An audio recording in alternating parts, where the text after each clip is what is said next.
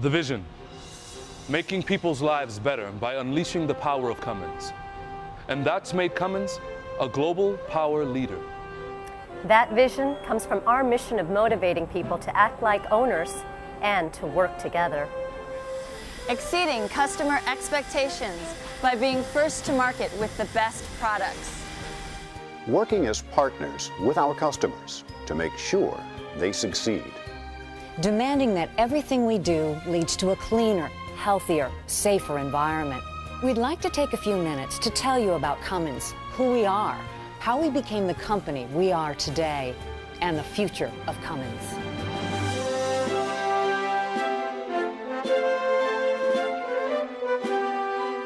For more than 85 years, Cummins has been a leader in diesel power generation.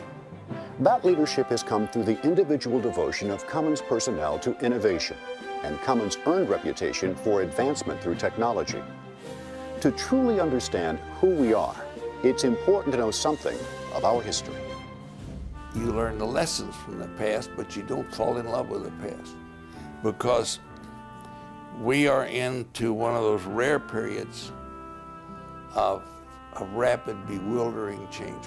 And we have to be composed of people who enjoy change and who enjoy risk and some hazard, and understand that the really prudent way to operate a business is to be the first fellow to change and not the last fellow. First fellow that changes is going to make a lot of money. The last fellow that changes is going to find it's too late.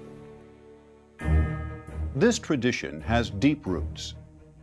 We were started by an inventor and a local banker. Clessie Cummins, the company namesake, inventor, and mechanical genius, was an innovator. He came to Columbus, Indiana in 1904, and in 1908 was hired by W.G. Irwin, whose family owned the only bank in Columbus. While working for the Irwin family, Clessie became convinced that an engine technology invented by Rudolf Diesel in the 1890s was promising for its fuel economy and durability. With the backing of W.G. Irwin, Clessie secured manufacturing rights from a Dutch diesel licensor named Veed, and on February 3, 1919, the Cummins Engine Company was born. In 1929, the Great Crash ushered in an era of depression. To avert bankruptcy, Clessie mounted a diesel engine in a used Packard limousine to demonstrate to W.G. Irwin the potential of their venture and to encourage Irwin to continue providing financing. On Christmas Day, 1929, Clessie's ingenuity paid off. That day, Irwin went for a ride in America's first diesel-powered automobile. He decided to persevere, and from then on, he never looked back. Clessie went on to prove the potential of the diesel-powered automobile by setting a diesel speed record at Daytona Beach. He took a Cummins-powered truck coast to coast on a mere $11.22 worth of fuel. And in 1931, a Cummins diesel engine set an endurance record of over 13,000 miles. In 1937, 18 years after starting, the company made its first profit. The difficulties of starting and building a new company soon gave way to the challenges of growing that company into the world's largest independent engine producer. To do this, Cummins had to outdistance the competition, a decision that meant taking and maintaining the lead in technology. There were maybe 30 or 40 companies who were trying to do the same thing we were in diesels, high-speed diesels. Most of those names you don't know. You never heard of American Monovalve, you never heard much of Holscott. Buda, Waukesha, and Hercules were well financed, but didn't do the research at the intense pace that you can now look back and see that the industry required. The company made a commitment to proving the worth of the Cummins diesel engine by undertaking a major expansion of its research lab. And this commitment continued until 1969, when Cummins completed construction of its technical center. This $22 million technical center is the foundation of a continued commitment of the long-held Cummins philosophy to make our products obsolete through innovation. This commitment to innovative technology has continued into this century as Cummins continues to invest in research and design. By strategically placing technical centers and factories around the world, Cummins has built a worldwide network that is second to none. Our diverse workforce and world-class engineering spark ingenuity that brings innovation and excellence to every product and service. Our progress in developing innovative technology has allowed us to serve a broader range of customers. Cummins, through aggressive research and development, has remained agile in adapting to changing customer needs. An example of this came in the early 1980s, when Chairman Henry Schott and President Jim Henderson put together a daring plan to shift into a new market, small and mid-range engines. I can remember going to the board of directors. It wasn't the last time I was in high soprano with the board. When I tried to explain to them we wanted to undertake a $1 billion program when the total market value of the company was $240 million. Half of it was in the new small engines. And that's what we called You Bet Your Company. And that's what you called You Bet Your Company, because if you're wrong about that, there was really no way home. And it was high risk because not only was the investment disproportional to the size of the company, but we were entering in a brand new arena. The challenge in pursuing this strategy was to make Cummins competitive with low-cost foreign manufacturers. The development and growth of the B-Series engine is a perfect example of how Cummins fought off foreign rivals by introducing new, smaller engines and reinvesting millions in rethinking the entire manufacturing environment. The B-Series engine has achieved overwhelming global success. From the time the B-Series went on the market, it has maintained an ever-growing market share. To date, Cummins has over 1.5 million B-Series engines in the Dodge Ram.